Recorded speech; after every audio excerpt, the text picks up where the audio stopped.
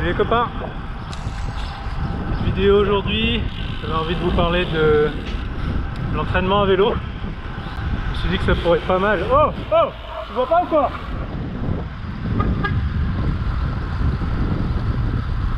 Ah super, chaque fois que je vais commencer une vidéo ça va être comme ça.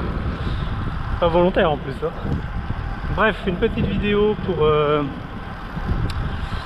parler un peu de l'entraînement, parce que j'ai des copains avec qui on se partage nos plans d'entraînement, on discute d'entraînement.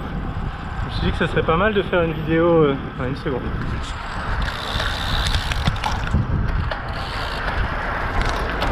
Ah, on change de vitesse, ça va être plus facile parce que je mouline dans le vide. Une petite vidéo sur l'entraînement. Alors, pourquoi s'entraîner? Comment s'entraîner? Alors, pourquoi s'entraîner? Ça peut être pour plusieurs raisons. Il y a la raison évidente qui est la recherche de la performance. Donc, on va chercher à progresser, à rouler plus vite, à être meilleur dans les cols, dans les montées. Mais pas que, ça peut aussi être chercher à... Par exemple, si vous faites des sorties de 2 heures et que vous finissez sur les rotules complètement crevé, ça peut être simplement chercher à être plus endurant, réussir à finir des sorties de 3 heures, 4 heures avec vos copains. Donc l'entraînement sert aussi à ça, pas uniquement la recherche de performance. Ça peut aussi être perdre du poids. Imaginons que vous êtes en surpoids et que vous voulez perdre du poids, ça sert à ça. Donc voilà, la première chose à faire quand vous cherchez à vous entraîner, ça va être la base, c'est vraiment d'avoir un capteur de fréquence cardiaque. À partir de là, alors sinon il y a le capteur de puissance, on y reviendra. Moi je m'entraîne avec ça, c'est beaucoup plus précis, instantané. On en reparlera éventuellement plus tard. Donc la base, donc capteur de fréquence cardiaque. Vous allez déterminer votre zone de fréquence cardiaque maximale. C'est-à-dire la fréquence max que votre cœur peut atteindre. Pour la déterminer, c'est pas compliqué. Vous faites un petit échauffement d'une vingtaine de minutes. Vous trouvez une montée, on va dire un pourcentage de pente entre 5 et 7%. Et sur cette montée, vous allez faire 5 minutes à bloc. Donc faut pas partir comme des bourrins pour être cramé au bout d'une minute, hein, c'est pas l'idée. Il faut vraiment déjà faire un échauffement progressif pendant les 20 minutes, finir dans une zone de cardio où vous êtes à la limite de réussir à parler, on va dire.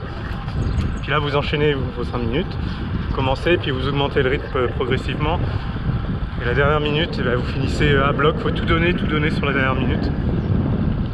Et ensuite, une fois rentré chez vous, mettez votre trace sur votre Garmin, votre Strava, enfin ça dépend ce que vous avez comme compteur, et vous regardez le pic de fréquence cardiaque. Ça vous donnera votre FC max.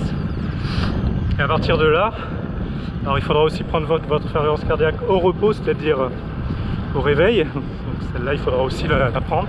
Et à partir de ces deux données, vous pourrez déterminer vos zones de fréquence cardiaque dans lesquelles vous pourrez vous entraîner. Alors, je ferai peut-être d'autres vidéos, j'arrive au bureau là. Mais en gros, je vais vous mettre là. Hop.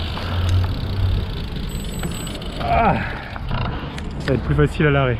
Mais en gros, une fois que vous avez vos zones de fréquence cardiaque, vous allez pouvoir faire des entraînements au seuil, en fractionné, en vélocité, en force. Il y en a d'autres, hein, tout un tas d'entraînements. Pourquoi pas faire des vidéos sur chaque entraînement? Ça m'évitera de répéter aux copains à chaque fois. Ils se reconnaîtront ce dont je parle. Et voilà, c'est ça qui vous permettra de progresser avec un plan d'entraînement. On fonctionne par cycle, ça aussi j'y reviendrai éventuellement. Voilà, je vous laisse. Je suis au bureau et bonne journée les copains. Salut.